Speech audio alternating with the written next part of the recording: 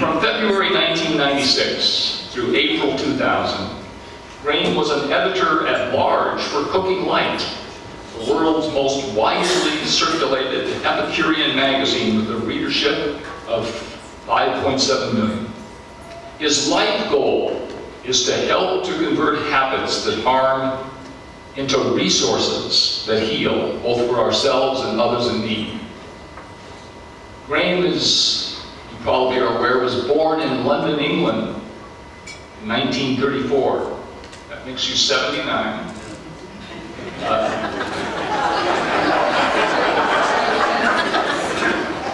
I'm doing the counting myself because I know that I'm moving in that direction as well. Grain and Trina are almost exactly the same. In fact, this year they'll both turn 80 within a matter of a few months. Oh, I'm sorry.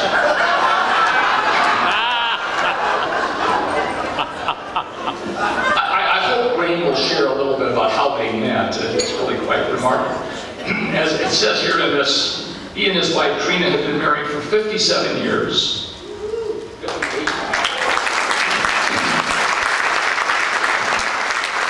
This is out of date by 1 year. It's 58 years now. They have 3 children, 6 grandchildren, and 2 great-grandchildren. One of the things that Grain just shared with me this morning is that he has, over the last year, been working on a new book. And I'm excited about the first installment, because it's coming in installments, and it will be available starting the 1st of January. But as of this morning at 6 a.m., it went on the internet, a new website, and maybe Grain will give us the website address. flashofsilver.net. This would give you, if you went online and logged in, www.flashofsilver.net, you would be able to get some advanced information about this new book. He's going to be sharing a little bit about that this morning. Would you please welcome our guests this morning, a couple who have frankly become really good friends over the last several months, Grain and Kerr.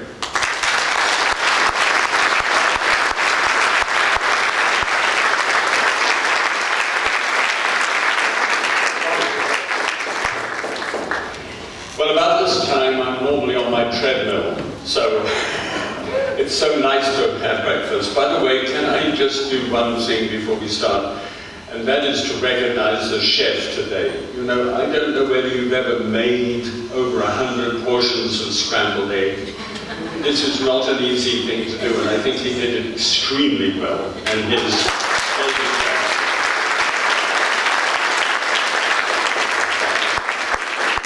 second thing, just because I have this kind of a sense of humor, my beloved of 58 years was reaching down for her bag just now, and I looked down in order to be able to help her with that.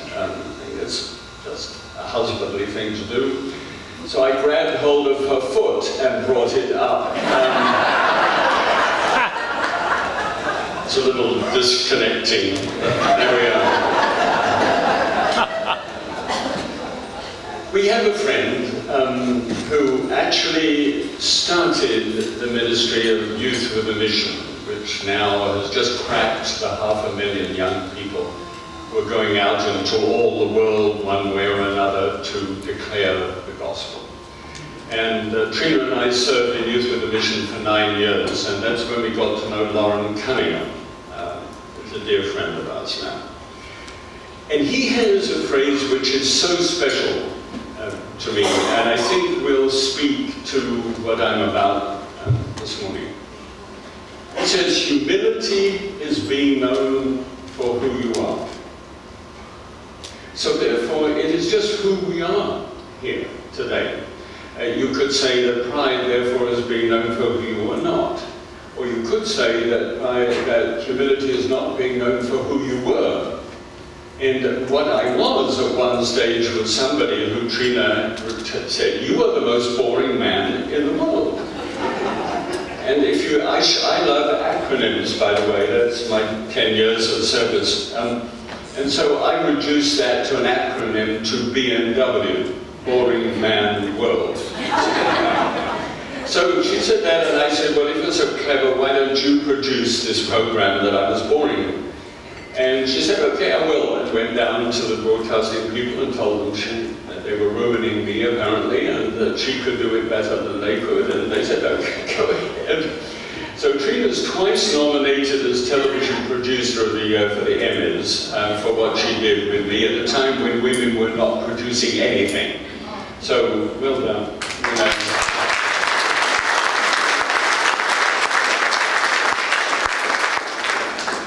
And so it was because of Trina that I ran on in the beginning of this program, grabbed a hold of a glass of wine, shook hands with the audience, bowed twice to them, and then leapt over a dining room chair, colliding with a bar stool up against a barn where there were several rifles hanging on the wall, if that pleases somebody.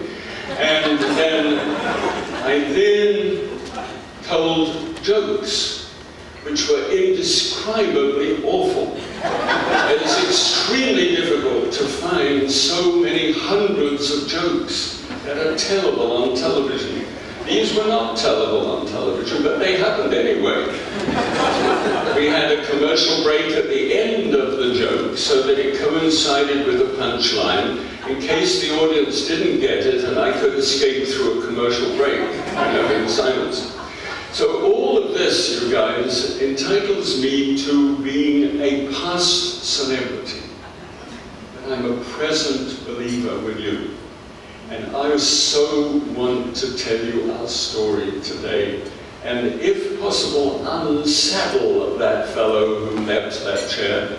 If in your minds you are still frozen with that image, would you allow me to land today? It is 43 years since I left my last dining room chair. And if you ever wonder why it was that red wine did not go everywhere, the answer was saran wrap over the top of the wine glass. So now you go away with privileged information. I am most of all an author.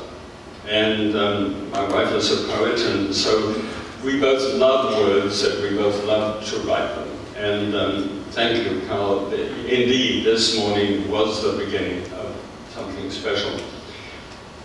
I'm writing a book which is my story, which is literally the story that I want to tell you today. And this is a story from birth to whenever. And it's about 52 chapters, which we call rites of passage. And I'm comparing it with the wild Chinook salmon, the one that cruises the Pacific here. And the one that comes downstream, has an ocean of opportunity, and then goes upstream. And our story is in three parts: the learning curve, the business of life itself, and then a life of faith, in which we go upstream against all kinds of obstacles that are in our way. Waterfalls, bears, rapids, pollution, anglers, nets, the whole thing. But indeed, we have this powerful sense of being able to get upstream to the very place where we had this new birth in our lives. And so this metaphor is one that we're following, and the salmon speaks in the first person. Has a little bit of imagination there, and I then speak in the first person along with that salmon, and the two salmon meet together. Trina and I rub fins together. So it's a very explicit chapter.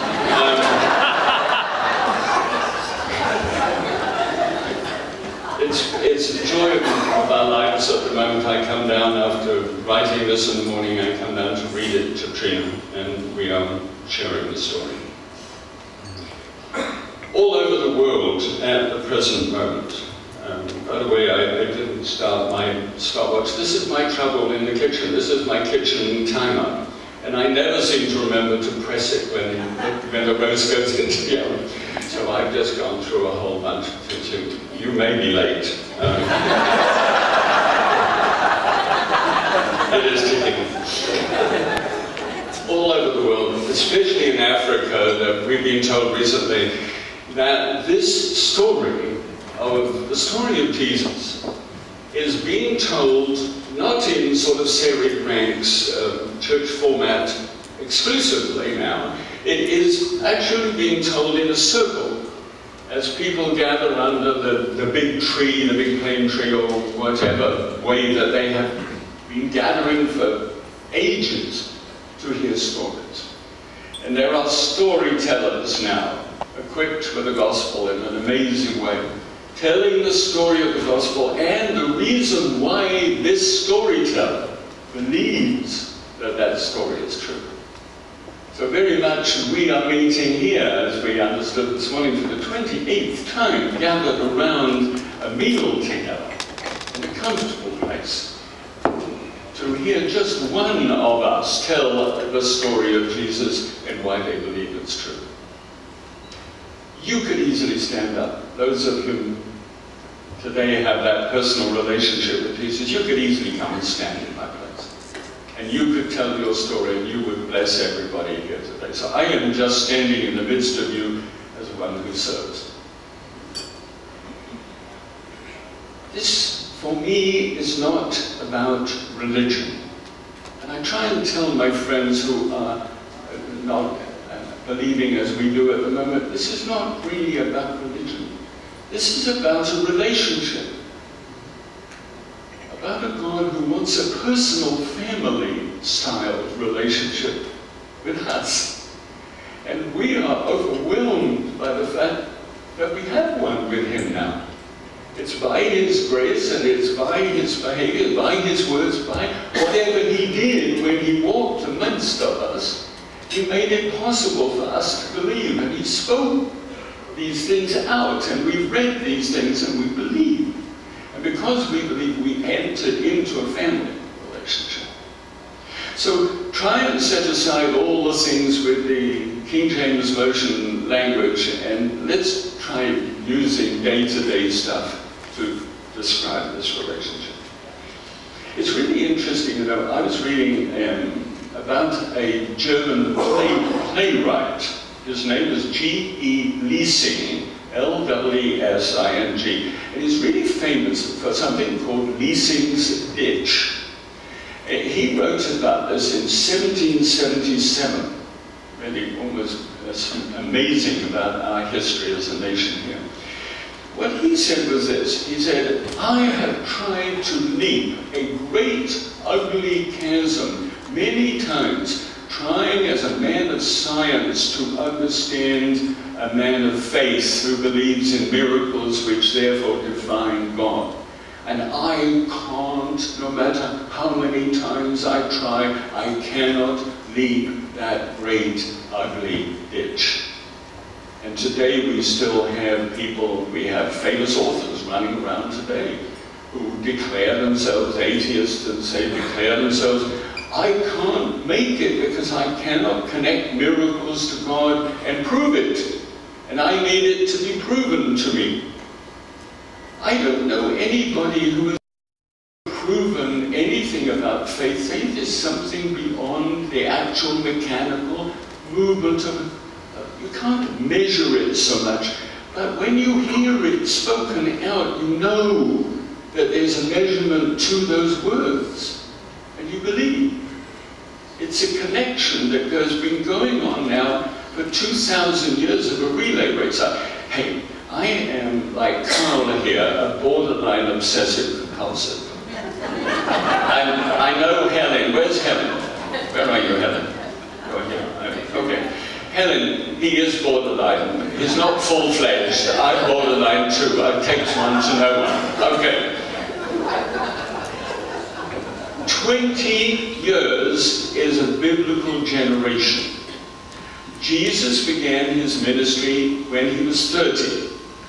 Therefore, we will have had 100 generations of the gospel being passed on in 2030. When it's do the math, it's okay. That means we're midway through the 99th generation to have the gospel.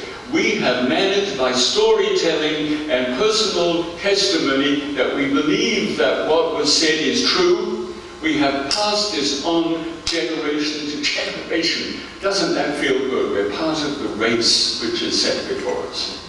Wonderful thing that we share.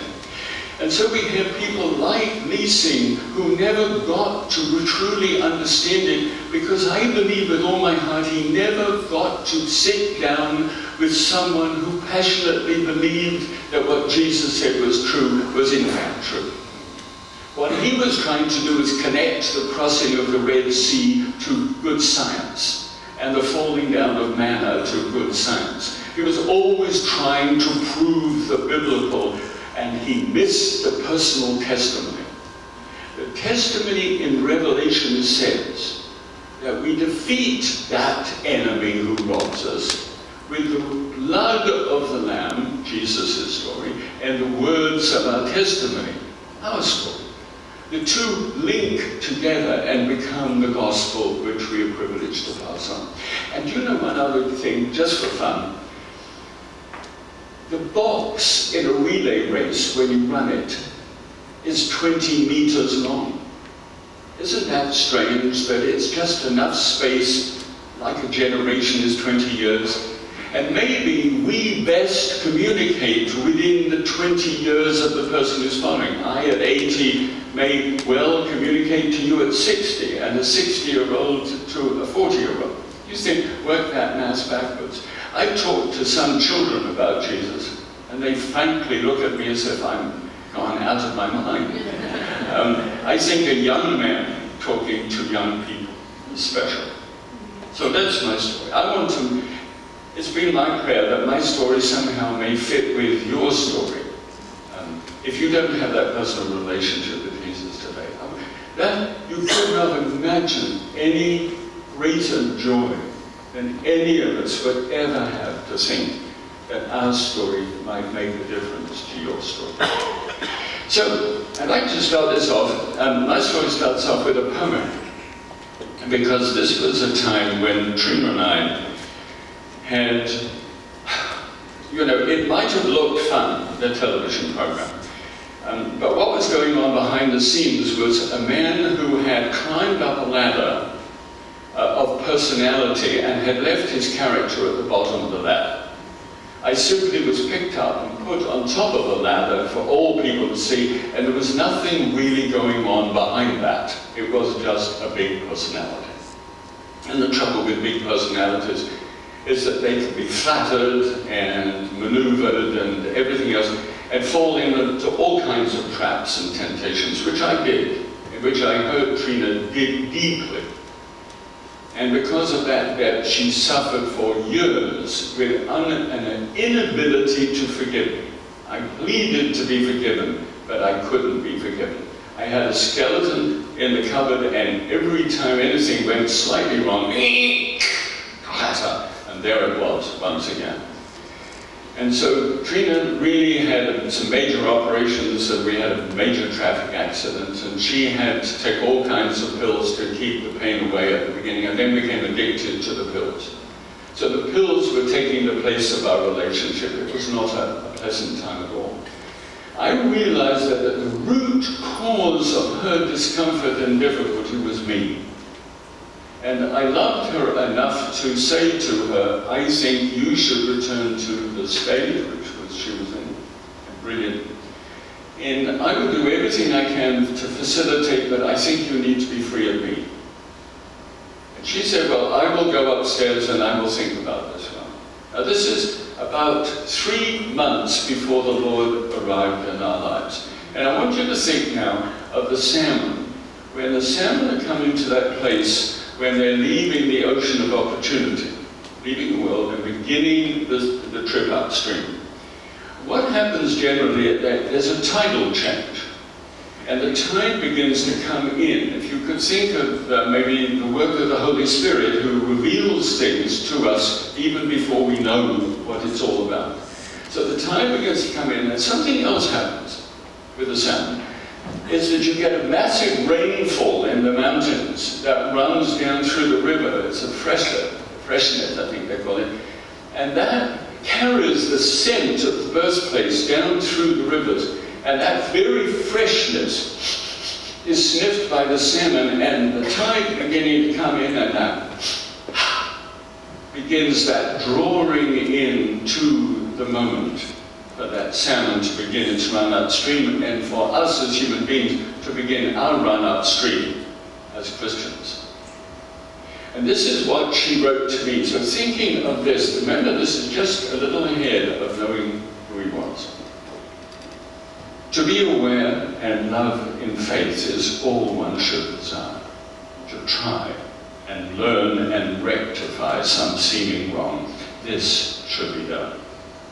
Yet do not be alone, for when two love, one is half, if left, or leaves the arms of one whose life is stressed.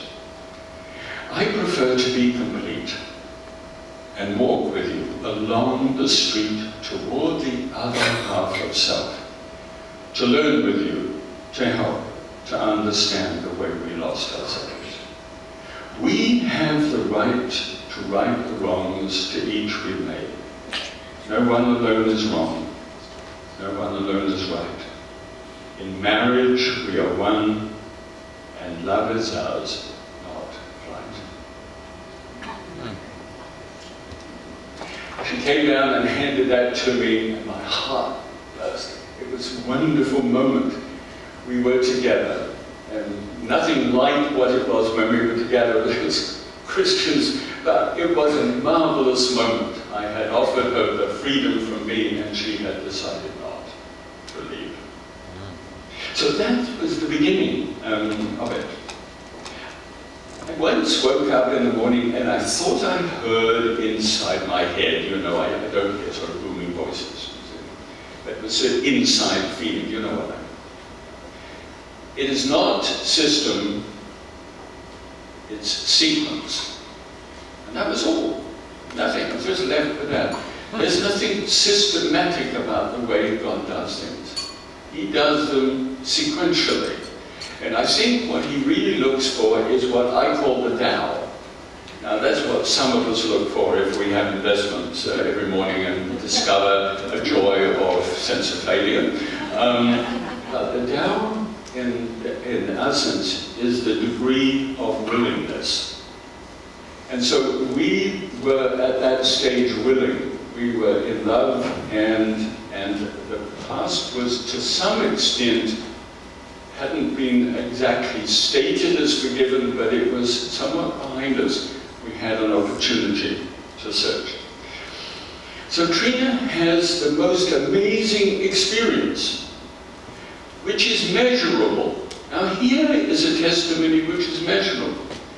We have a small maid who comes to our front door. She said, I'm not a maid, I'm a missionary, and I want to go to my people in Haiti who are suffering, and I would like to go there for my church is too poor to send me. So my pastor said I'm to find some rich folks who live on the water in a big house and go and serve them as a maid and put the money away in a savings account and go down. And that's why I'm here on your doorstep. Oh, I see.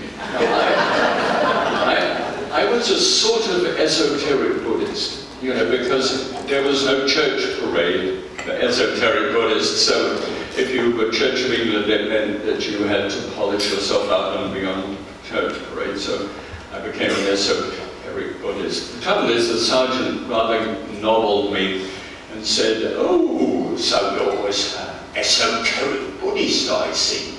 I said, "Yes, if I've got a job for you whilst the rest of us are in church." And I said, "Yes, sir."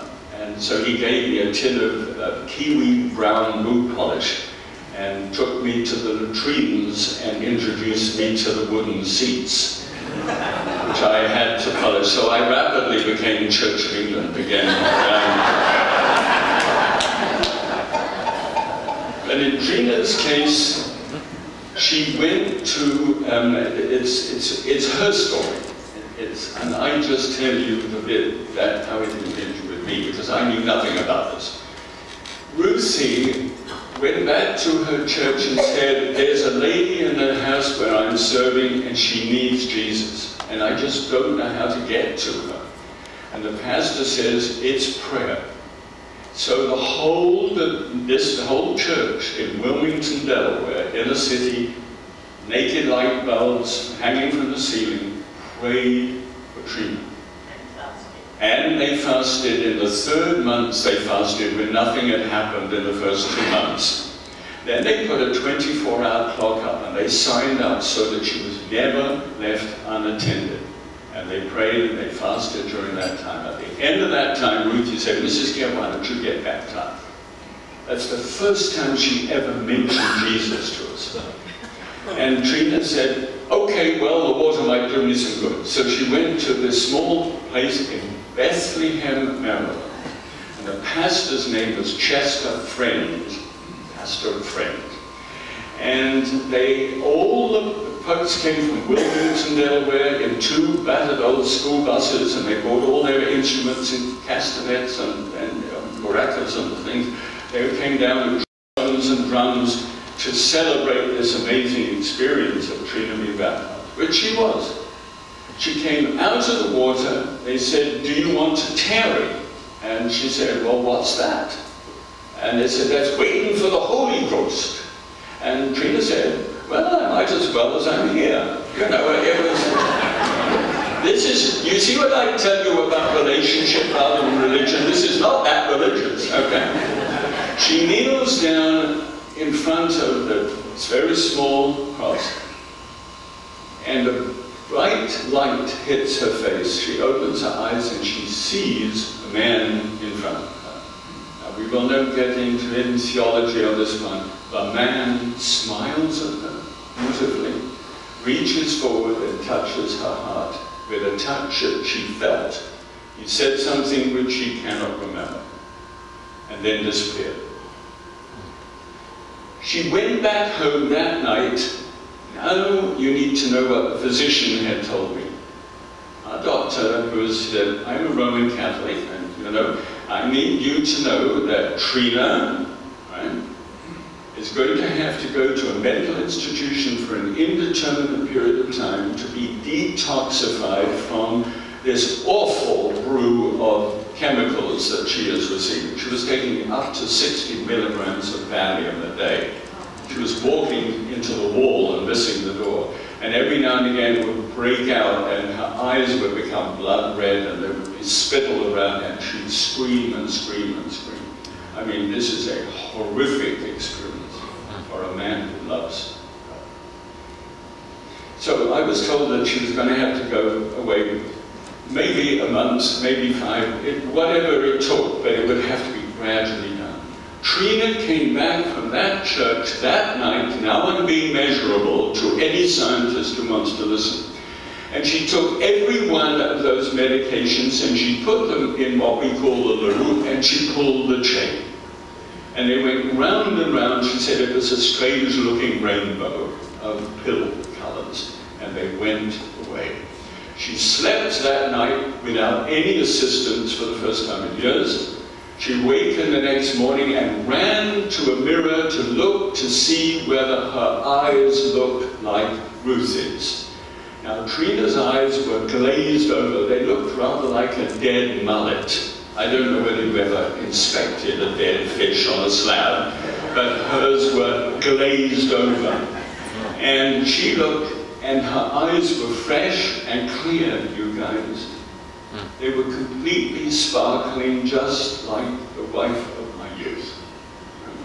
And she said, she just looked at her own reflection and said, I've got it, whatever it is. You know, I tell you, this is our story. And by the way, Guidepost sent 3 different people to write our story and couldn't. In the end, they told us to write our own because it did not apparently fit. This resulted in Trina feeling that she should keep her mouth shut. This is the second great miracle.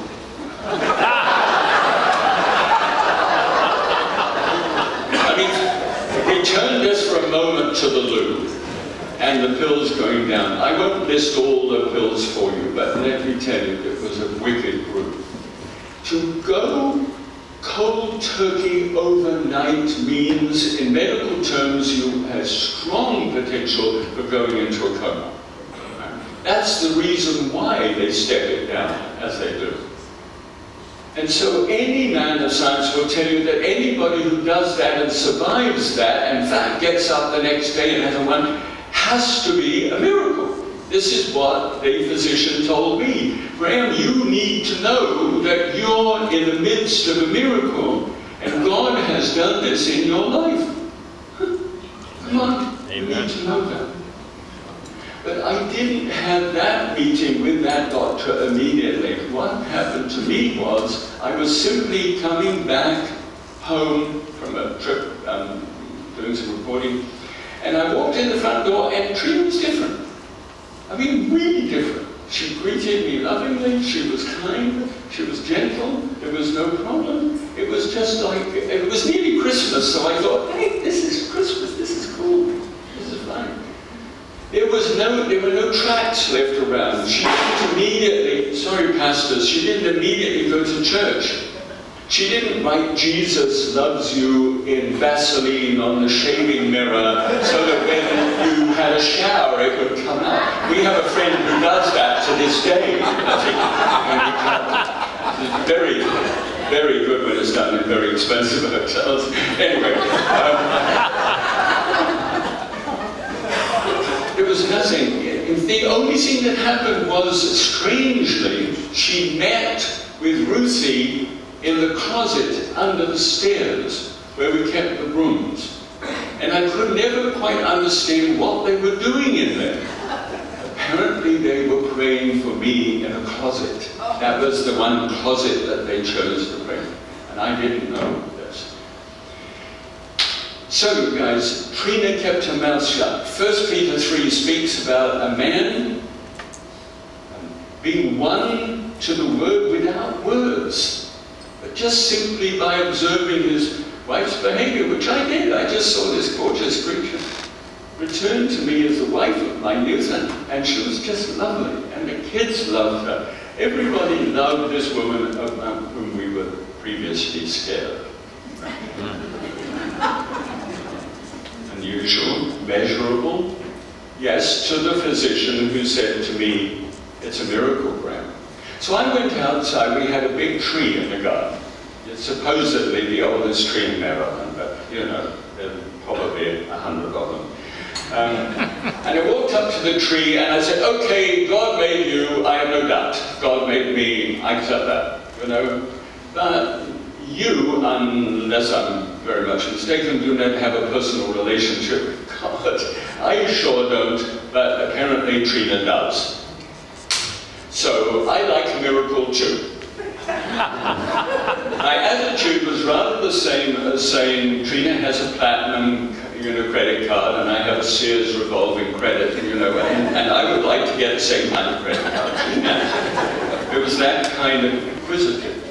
God immediately answered my prayer. I didn't know it at the time. He just took a switch marked things and stuff, and he flicked it, and all the lights went out. I turned back and looked at this house. It was a white colonial mansion, 10,800 square feet. We were 4 in our family. I mean, you need space. I looked at this thing. I looked at the boat at the bottom of the dock. I looked at the cars and things, and suddenly, and I can't say that I understood it at the time completely, but I thought the house needs painting. We haven't been out the boat for ages. Who needs that number of cars anyway? And I just suddenly arrived with the idea that I had a bunch of stuff that I had to work very hard to maintain. When I didn't really own it, they actually owned me. I had these things, and I had it as a kind of good housekeeping seal of approval on my forehead. It's a kind of dollar sign. In other words, you're good at what you do because you get paid like you do for doing it. And so that's all I knew. But he just did that immediately. So I began a 3-month walk in darkness. The only light I can honestly tell you that I saw in my entire life, the only thing that made any sense to me was the light in Trina's eyes. They say that the eyes are the window of the soul, and her soul was beaming at me. I mean, every time I looked at her, I thought, oh, wow, well, at least it's happened for Trina. And I would say to people, how's Trina? And I'd say, oh, she's fine, she's come to know Jesus as her Savior. Isn't that wonderful? Well, oh, that's terrific, they would say. How about you? Oh, still. Who knows? Who knows? And I kept watching her. She was under my microscope. I thought, this isn't going to go on forever, but for as long as it goes on, this is cool. Eventually, at 3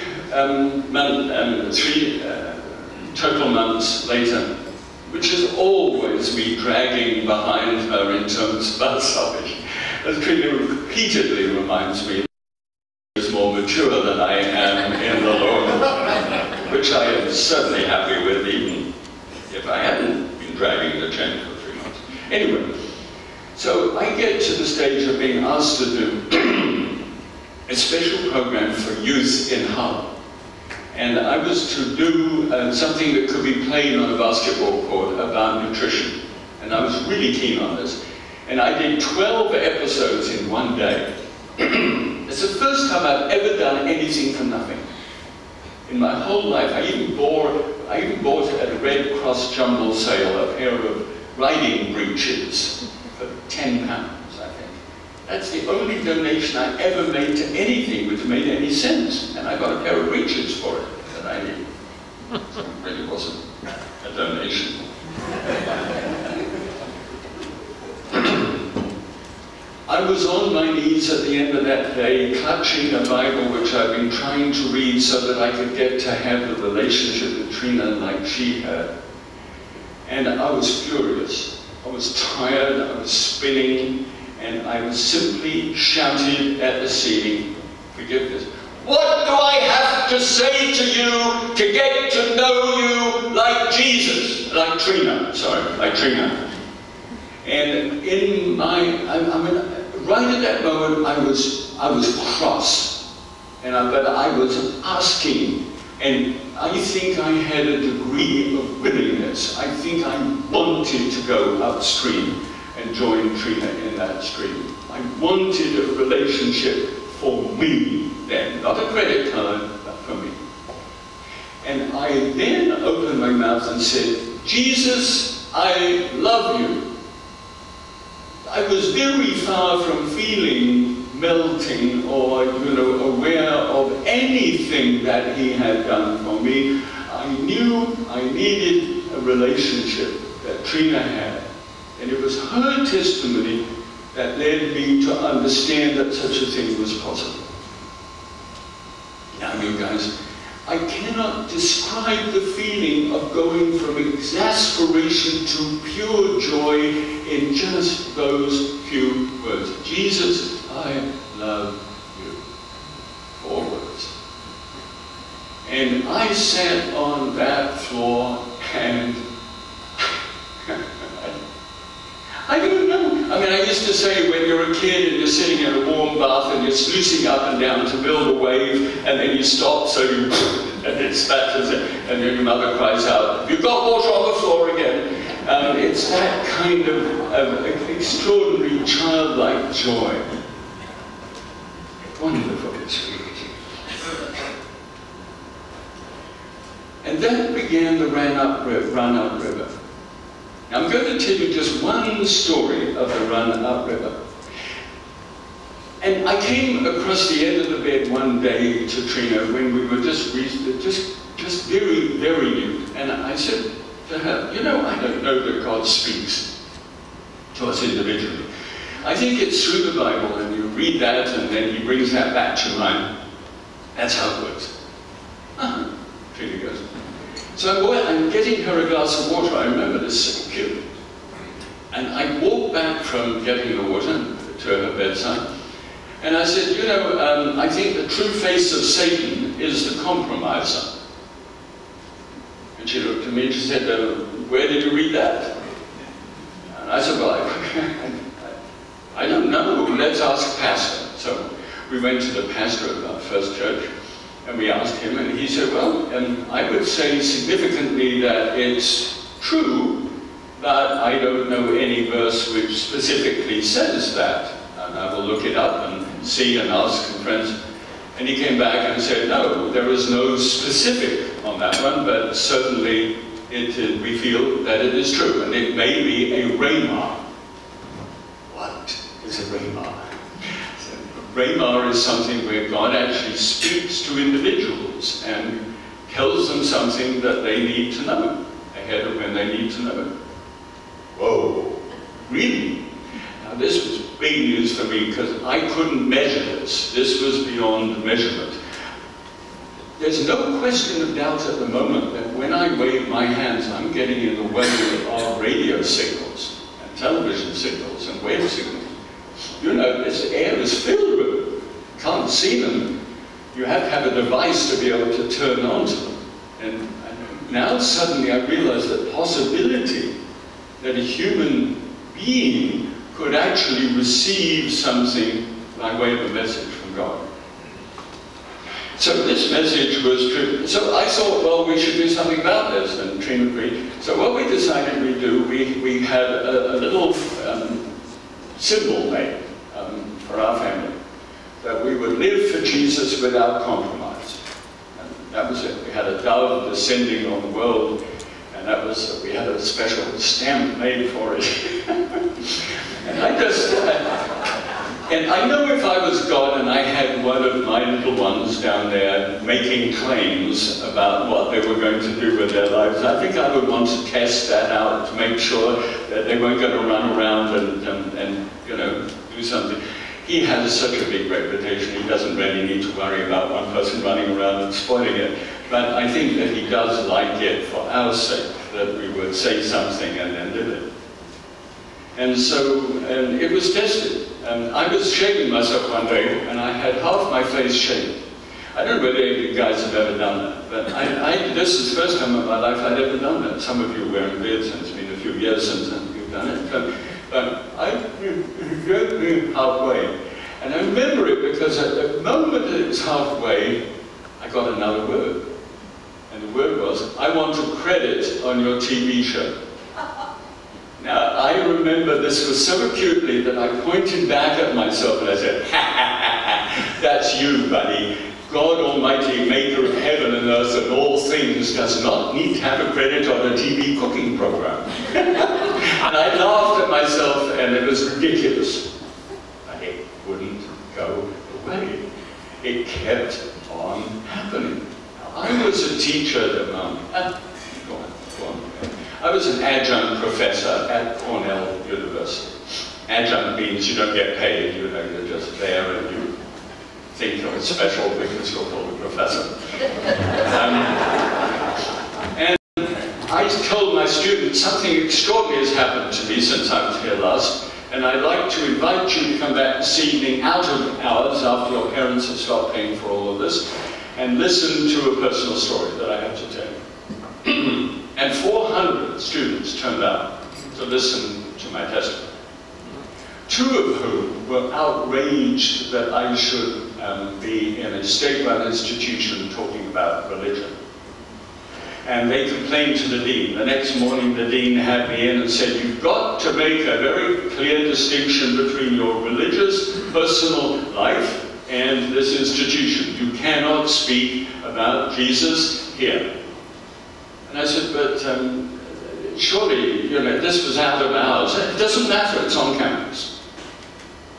You've got to understand, Graham, that I am a Christian, and many of the teachers here are Christians. We've all had to make our compromise to be here.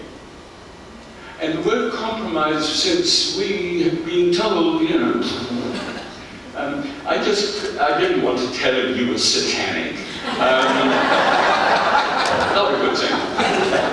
So all I wanted to do was to simply say it's not possible for us actually to join in the compromise, so I'm sorry, Dean, I'm going to have to leave. And that's when I got the biggest compliment of my life. He said, don't you realize that you are a genius? I do love telling my testimony at this point. Beware of the man who flatters. And I said, well, I'm sorry, Dean, but that, and he was furious. We walked out of his office and he leaned into the corridor where lots of students were at the time, and he shouted, I'm S-A-V-E-D-I-M, S-A-V-E-D-I-M. Wow. And we turned to him and she said, what are you saying, Dean? And he said, I'm saved. And Tree said, oh, I'm so glad to hear that. He was so cross that he rang our publishers at the TV station and said, wherever he has a reference to Cornell University has to be taken out immediately. And that, by the way, included the TV show. There was a credit on the end of the TV show which said Graham Kerr wishes to acknowledge with gratitude the assistance given to him by Cornell. So it had to be removed, and in its place, now comes the word, I want a credit on your TV show. And so we put a scripture reference on the end of that. And all hell broke loose. Television stations said they're getting a cheap plug for God on this program. We sell time to Christians to do their programming, and he's getting it for nothing. It's like getting a free thing for Tide or Ford. And no. And so J. Walter Thompson, the largest ad agency in the world, says, you take that off, otherwise we'll take you off. You know, we do not, I promise you I was not obdurate. I promise you I was not religious. I simply said, I'm sorry, we can't do this. We feel that this is an obedience to what the Lord has asked for us in our lives, and it stays. Eventually, they cut it out, they edited it out. Our parent company that was looking after us said, if you insist upon this going back, I'm going to go bankrupt. And my child is in intensive care. Please, Graham, we're so thrilled for your personal faith, but do we have to suffer? And so we went to the Lord, we said, Lord, we have prayed this through step by step. What do we do? You can see they have a need, and we've changed, they haven't changed, we've changed. So what do we do? And we felt that God said to us, what do they want? They said, they want cash flow. What do you want? We want to know you better, and we'd like to follow you. Very well, then give them the money and follow me. That day we wrote out and we wrote all of our rights and residuals and royalties for all of the programming we had done for 16 years and handed it to the business partners that we had, and we were free to leave. There was no need for a lawyer. We actually cut everything loose except for one single book which I'd forgotten to add in. Not deliberately, but it had never sold, so I didn't think it was a point. You guys, we actually left that big house and we began a walk with the Lord in which we eventually became missionaries, and we simply, I'm not asking for your brownie point here, I'm just asking you to measure this. This is a couple who have come to know Jesus personally, and who have been forgiven because of this, and who have given forgiveness in reality from Trina to me for the past. I'm walking in a clear light now. I don't have any skeletons in my cupboard. And I am one of the most grateful people I hope that you will ever meet. Just sincerely very grateful. I'm now, I wrote it, 13,930 days away from that experience of saying, Jesus, I love you. That's almost half my life. And so I'm here today to be able to say something to you personally. There's a man called Pierre Terrade de Chamin. He is a French paleontologist, studies fossils. And he died in 1955. The Roman Catholic Church, which he was a member, he was a Jesuit, would not allow him to publish his work until he died, so this was published posthumously. He did say within this work, that we are not human beings having a spiritual experience. We are spiritual beings having a human experience.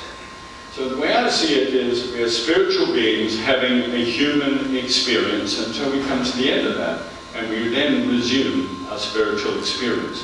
There is a resumption at the end of our lives of an experience. It is either a human one or it is a spiritual one. And the human one is separated forever from God.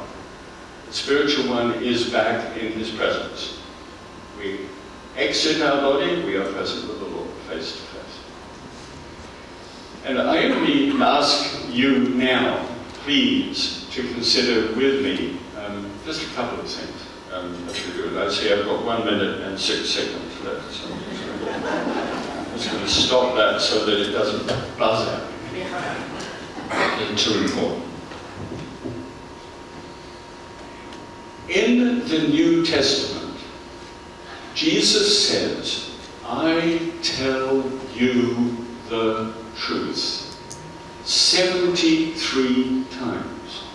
I tell you the truth. I tell you the truth. I tell you the truth. I don't believe that anybody can actually say that Jesus was telling a lie or he was mad until that person has read that document and seen what he says and reads it for themselves before they make that statement. It is completely ignorant and utterly beyond any form of reasonable measurement to say that something is inaccurate when it hasn't been read.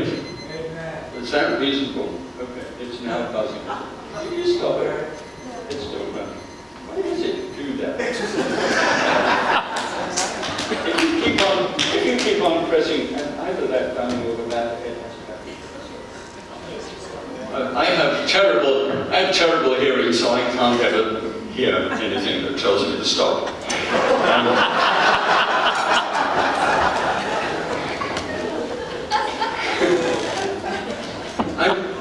I do not make that statement in a critical sense. I don't want to say of you, if you were here today and don't know him personally, that you haven't done your homework properly. That would be arrogant of me to say that. But all I ask you to do is to take just a day and read the 4 Gospels and see the times that Jesus says, I tell you the truth. He came as a spiritual being to have a human experience so that we could have a spiritual experience for eternity.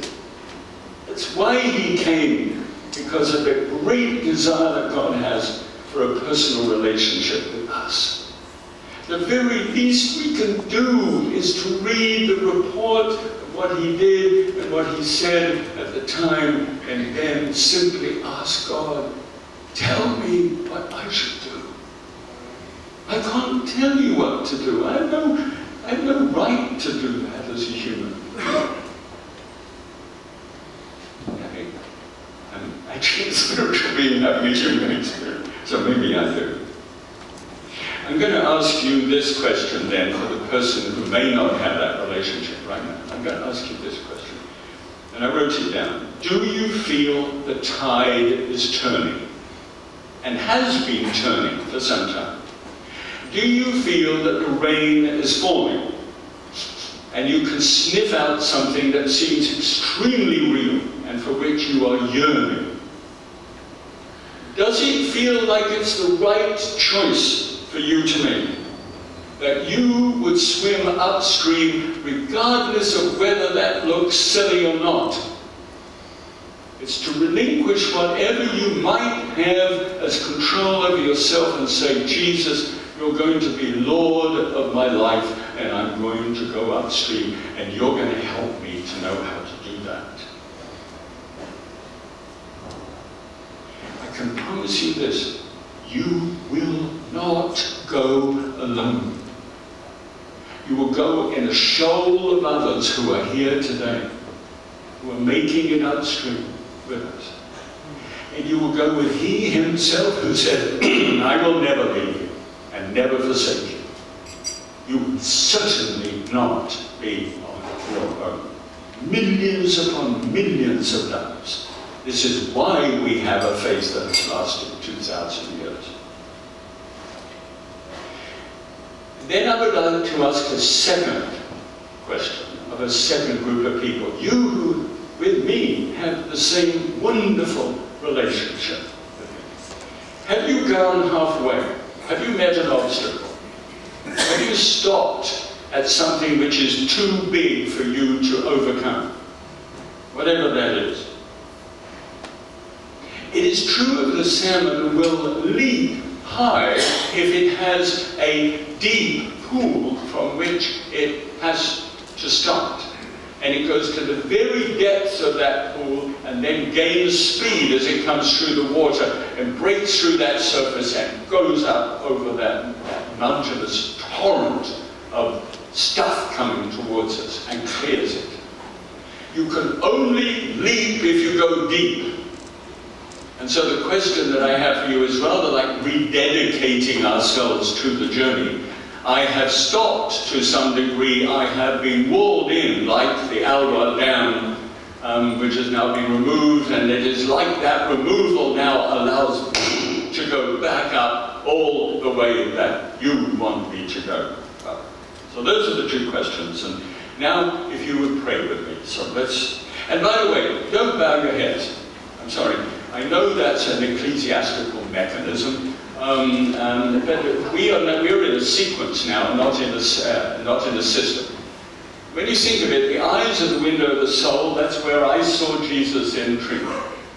And so I want to look into your eyes as we pray this prayer together. First of all, the prayer to the first one. The tide is coming in, the freshet has come down, and the journey can begin.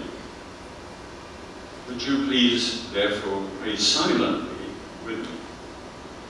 Lord, I am ready to follow. Please tell me how. By your word, by your witnesses and servants here today and all over. And even, Lord, direct.